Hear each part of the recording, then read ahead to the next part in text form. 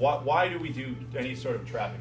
When we say trapping tools, we're talking about 3 primary tools. Okay, we have the lock sow.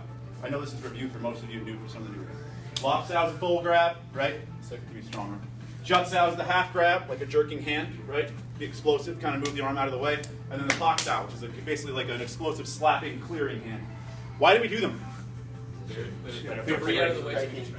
Okay, to enable striking, to move things out of the way.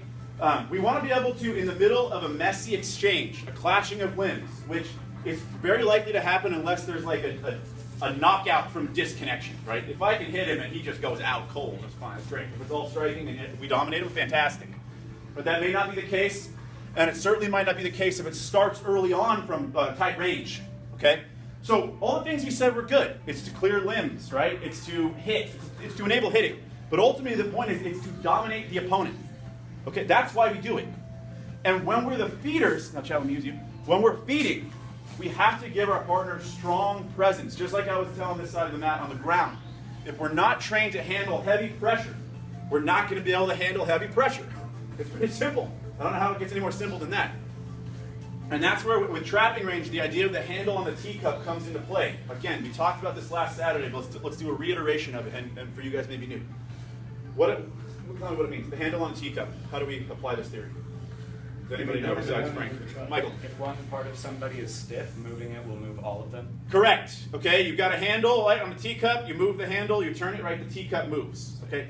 Chad, my opponent, his arm is the handle. It's a lever for his entire body. Okay. Most people tense up their muscles when they are being combative. We try not to, right? Because we know if we're nice and loose and relaxed, we're going to be more explosive, hit more heavily, be faster, and more pliable, ready to fit in and adapt to changes, and there will be changes. But the average person doesn't have that. They have handles, heavy, strong arms. And when I move this arm, it moves the body. I mean, it's not in necessarily always predictable ways, but it does affect them. And the reason I bring this up is because when we're feeding, we need to give our partner, for the most part, strong arms. Okay. Every once in a while, there's some value to, when Chad does a lock out, to me giving him like a wet noodle. Right? Because you never know. The person's arm might kind of go away, and that's nice for him to not overtrain it to chase an arm. But most of the time, we're going to get some strong arms. Okay? And so when he gives me a nice strong arm, I want to feel that handle. And I'm feeling how I can now move it, because there's energy in his body right now. I can feel literally in his forearm muscle. He's combative. Okay? And I can feel where that's going. Right? And if he were to lean on me, I know where he's coming. So I can't.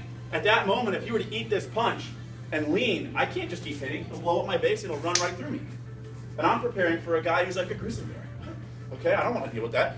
So that would tell me what? Yes. To move, right? He's coming in. Move. All right, you want to go that way? We're going that way.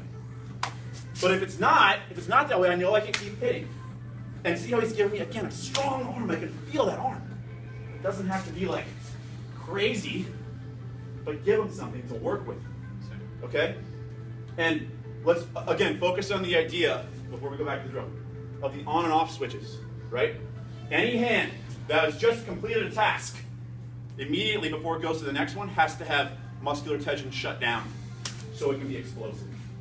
Because if we carry over tension from our previous move into the next move, what happens? Julio? It slows down. It slows down. It will not be as fast, which means it will not be as powerful, and it cannot adapt. Okay?